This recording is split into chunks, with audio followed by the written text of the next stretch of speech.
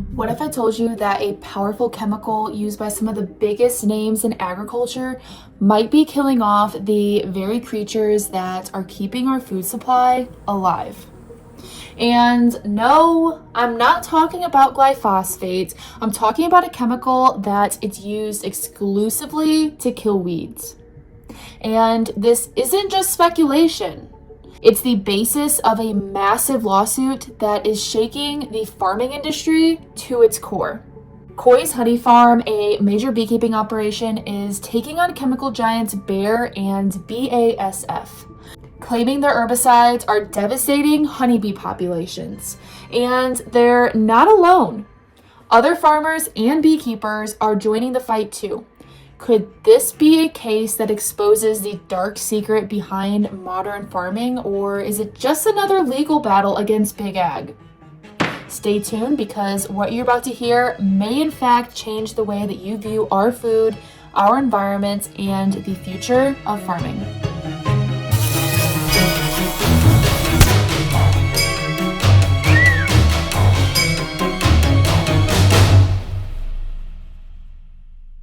So to understand this lawsuit, we need to go back to the heart of modern farming, where chemical giants like Bayer and BASF have developed herbicides designed to maximize crop yields. But what happens when these chemicals start affecting more than just weeds?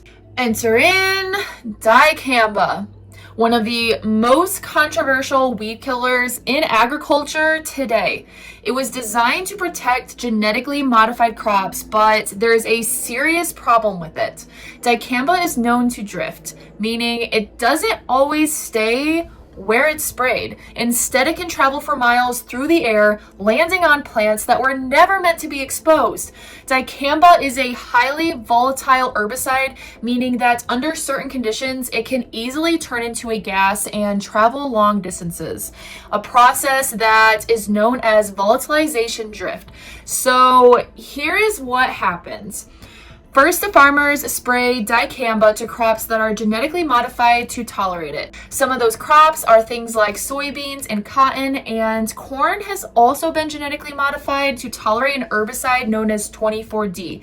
Now, 24D is not the exact same as dicamba, but it is very similar in the sense that it is just as volatile and can gas off and drift into the environment. So both herbicides are sprayed in a liquid form and is supposed to only kill broadleaf weeds while leaving the resistant crops unharmed. And this is where things get interesting. So next, the spray dries, and unlike other herbicides that stay put after the application, dicamba and 24D have the tendency to re-evaporate into the air once it dries on a plant or in the soil. So when temperatures rise, typically on a warm and sunny day, dicamba particles that are left on the surfaces turn into a gas and lift off into the air. Once airborne, dicamba vapors can travel for miles from where they were originally sprayed. This is all thanks to the wind. The wind can carry the herbicide to neighboring fields, woodlands, and even natural habitats far from the intended spray zone. And temperature inversions, which is when you have cooler air that is trapped below warmer air, can also allow dicamba to linger in the air for hours, eventually settling onto unintended plants. So this pretty much means that no matter what a farmer does to make sure that all the conditions are perfect, so it's a nice day, it's not windy, you don't have any temperature inversions, that no matter what, both herbicides will still re-evaporate into the air and drift to other locations. And this is where the damage begins.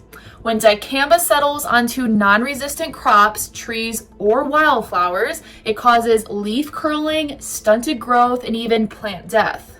And this is exactly why Coy's Honey Farm is suing, because dicamba is completely wiping out the very plants that his bees rely on. Even though companies like Bayer and BASF have tried to create low volatility versions of dicamba, reports are still showing widespread drift damage. So back to Coy's Honey Farm. So he is a beekeeping operation managing about 13,000 hives across Arkansas. At least He originally started in Arkansas. This drift has become an absolute nightmare for him. According to the lawsuit, dicamba is wiping out a crucial nectar and pollen source that his bees are exclusively relying on in that area, leaving the bees starving and their honey production in massive decline. So much so that he had to completely pick up the entire operation, all 13,000 hives, and move to Mississippi, where there are less row crops and more pasture land and forest. So now let's look at a study published by the Journal of Applied Ecology. In this study, it found that even tiny amounts of dicamba exposure can have a devastating impact on pollinators. The study revealed that when wildflowers and other nectar-producing plants came in contact with even a sublethal dose of dicamba, like I'm talking a tenth of a dose, 1/10 of a dose of dicamba, the number of pollinator visits dropped by a staggering 50%. So let's dive into how dicamba affects pollinator behavior. Firstly, dicamba exposure causes wildflowers to wither and produce fewer blooms, which means less nectar and less pollen for the bees and other pollinators. So even if the plant survives, its ability to attract pollinators is severely reduced. The study found that bee foraging behaviors were also altered. Bees rely on both scent, color, and nectar availability to choose flowers. But because dicamba-treated plants produce less scent and nectar, bees were actively avoiding them. So with fewer food sources, this led to the bees needing to travel further to find nutrition, which increases stress and lowers hive survival rates. So if dicamba continues to be widely used, we could see massive declines in colonies and pollinator populations, threatening not just honey production, but also global food supplies, since bees do pollinate about 1/3 of the food that we do consume in America. So my question, after learning about all of this, is could this be a contributing factor to colony collapse disorder and possibly even the massive colony decline that we saw this year? I mean, this year we saw the greatest loss in honeybee colonies in history. But Coy's Honey Farm is not alone in this case. The Texas High Plains grape growers filed a lawsuit against Bayer and BASF, claiming that dicamba herbicide drift severely damaged their vineyards. According to the plaintiff, dicamba exposure caused widespread vine damage, reduced grape yields, and financial losses. The growers argue that Bayer and BASF knew about dicamba's volatility, but failed to warn farmers about the risks. But this still does not just stop right here. The Bader Farms case was a landmark lawsuit against Bayer and BASF filed by Bill Bader, the owner of Missouri's largest peach orchard. Bader Farms claimed that dicamba drift from nearby soybean and cotton fields devastated their orchards, causing severe tree damage, reduced yields, and financial losses. The trees showed signs of cupping, leaf curling, and stunted growth, eventually leading to the orchard-wide decline. Bayer and BASF were accused of knowingly selling a highly volatile product despite warnings from scientists and farmers about its risks. The lawsuit argued that the companies created a system that forced farmers to buy dicamba-resistant seeds, knowing that dicamba would damage non-resistant crops.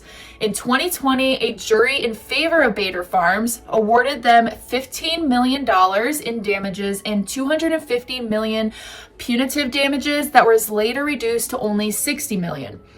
This case sets a major precedent, proving that Bayer and BASF could actually be held liable for dicamba damage.